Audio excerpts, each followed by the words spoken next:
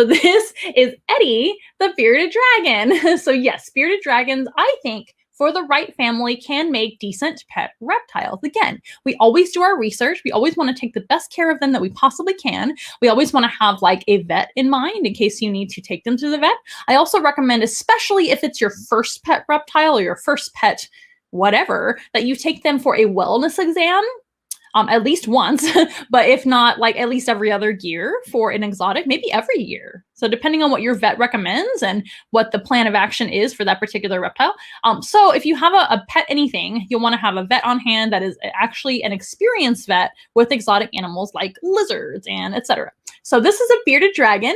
Eddie is actually a rescue bearded dragon, and it's pretty common that these guys end up as pets, and maybe somebody doesn't want them anymore, or they don't know how to take care of them properly, or they escape. So what happened with Eddie, just so you know what happened with him, if you guys didn't know, Eddie was actually found by, well, somebody's neighbor that I know. And so the woman that I know, I actually know her from San Antonio Zoo. She's one of the reptile keepers out there. She's wonderful. And she has a neighbor, I believe it's her neighbor, who found Eddie on the porch. And I don't know if it was the back porch or the front porch, but I saw the photo and he was just sitting on the porch, lost.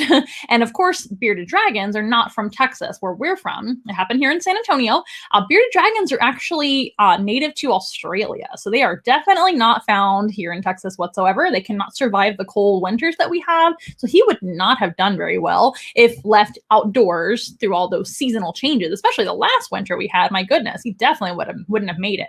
Plus, they're not really native here, so they can potentially cause damage as an invasive species and things like that. It's not likely with one bearded dragon that he would become a problem or anything like that, but he definitely wouldn't be able to find food very readily, even though they are omnivores and they're very opportunistic, but he just doesn't belong in this climate and he may not know what he's doing. And for sure, he was somebody's pet or something before he ended up in the neighborhood running around amok.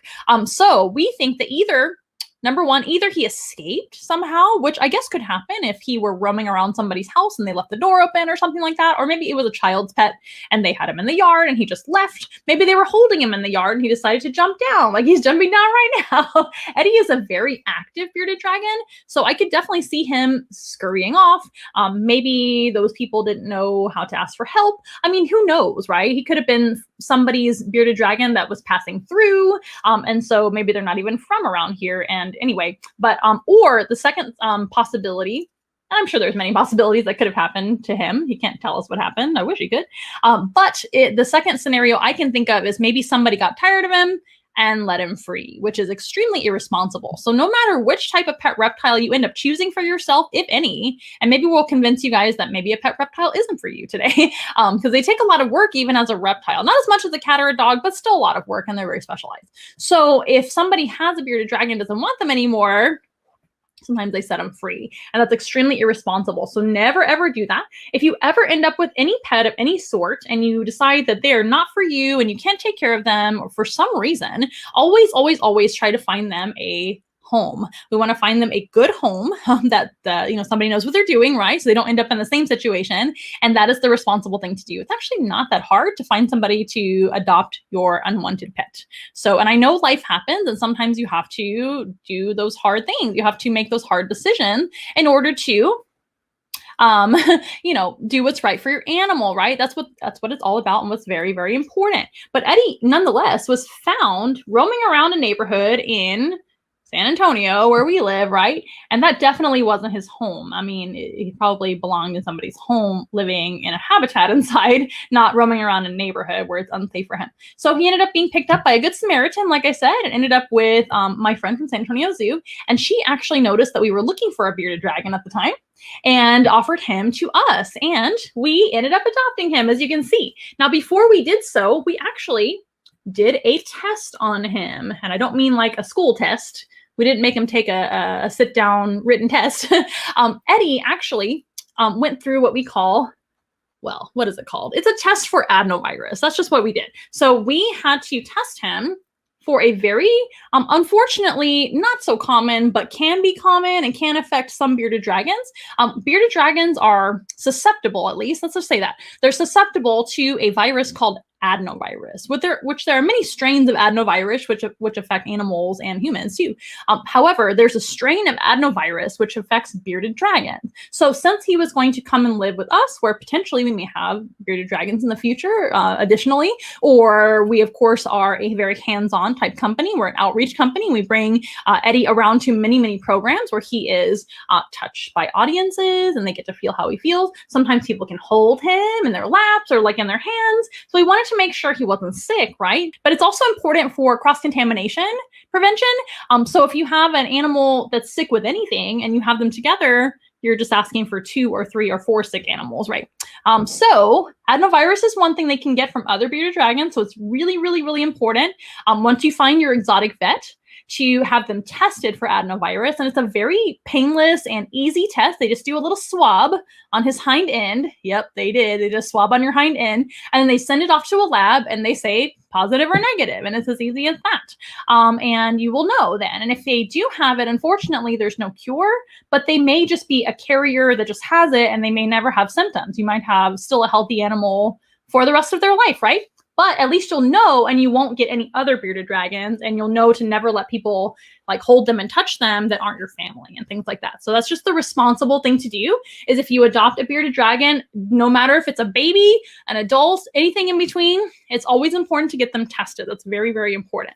Another thing that they're susceptible to is metabolic bone disease, or MBD. That is something that they can get, and it's extremely common with these guys when they don't have the proper lighting and they don't have the proper vitamins and minerals or diet. That is basically a lack of calcium and causes their bones to become very soft and in different shapes that they shouldn't be, and it causes them to be extremely less active.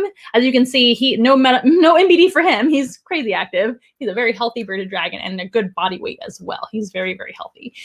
But a lot of them are obese, fat, or they have MBD, and that causes them to have a lot less exercise and become even more obese, have, less muscle. What do you call it? Where your muscles kind of atrophy and things like that. All of that can happen with bearded dragons, unfortunately, when they're not cared for properly. So if you are adopting a bearded dragon from another source, you want to make sure and take them to that vet and get all of the good advice that you can on diet and vitamins and what you should be doing for them, lighting, all of that. So when you set up your bearded dragon, that's another task. They do need a very high quality ultraviolet light. There are many that I recommend, and if you need specifics on that, feel free to message me anytime. But also you can do your research. There's plenty of research, sources out there that you can learn about reptile lighting, but they do need very strong ultraviolet light. This is a diurnal species, which means they're out in the daytime basking in the sun. Natural sun is best. And it does not count if it's coming through a window. Taking them outside for a little bit of sun is good, but in their habitat too, they absolutely do need an ultraviolet light as well. So that is Eddie the bearded dragon. Mr. Eddie, we're happy to have you in our life, and we're glad that you found your way to somebody's front porch that was very nice to you and did the right thing by finding somebody to take care of you. Okay, so thanks, Eddie. This is going to be Harley Quinn, the beautiful juvenile sized corn snake. Yes, that's right. Corn snakes, in my opinion, make the best pet reptiles of all. As long as you're comfortable with snakes, as long as you don't mind feeding rodents to your animals. You do not have to feed live rodents to these animals, though it can be what we call frozen thawed. So many reptile stores and pet stores, even like Petco and PetSmart and all sorts of pet stores, they sell rodents in the freezer, and you just thaw them out, totally thaw them. You don't ever feed them cold or frozen to these animals. But once they're thawed, these guys will go to town and eat whatever you hand them. They are fantastic. Also, snakes only eat about once a week at this size. Once she gets a lot bigger, because she can get about 2 or 3 times this size, which is still not a very big animal, to be honest with you. Corn snakes don't get any larger than 6 foot, and that's a huge corn snake. So most of the time they're around 5 foot when they're adults, and they're not very weighty. They're never very thick and heavy. You can keep them in something 50 gallons and below. I wouldn't recommend going anywhere. When they're adult, I wouldn't recommend anything below a 20 gallon, but that's still not very big of a habitat, right? and they're super easy to handle. As you can see, she's wonderful. They're extremely soft and touchable. They are going to be available in many different colors, but this is actually the natural color of a corn snake. She's called an Okatee corn snake, which is a specific coloration that you can find in certain areas. And corn snakes are also from the US, so they don't need a ton of humidity. They need a little bit. They need water to drink. And they need some heat, but not much. So they're not a tropical species. They're from the US. They can be found in semi-tropical areas like Florida, Georgia, Louisiana, things like that. But they're not from Africa. They're not from a foreign country. So it's a lot easier to get their temperatures and parameters correct and for them to do well. They always shed well as long as they're properly cared for. They always eat. I'm going to tell you right now, as long as your corn snake is healthy and there's no problems and they're not totally in deep shed right now, they will eat for you, which is really great, especially when you're starting off learning about snakes and how to care for them. They're also extremely docile. They're totally harmless to humans. If you got bit by this animal, you would barely notice it. The 2 lizards that I recommend, and I still recommend them as potential pets for the right family doing their research. However, a corn snake's bite is far less severe than those 2 lizards. So these guys are totally harmless to humans.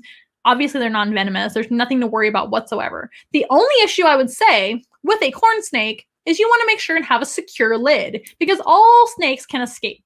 And that does happen sometimes.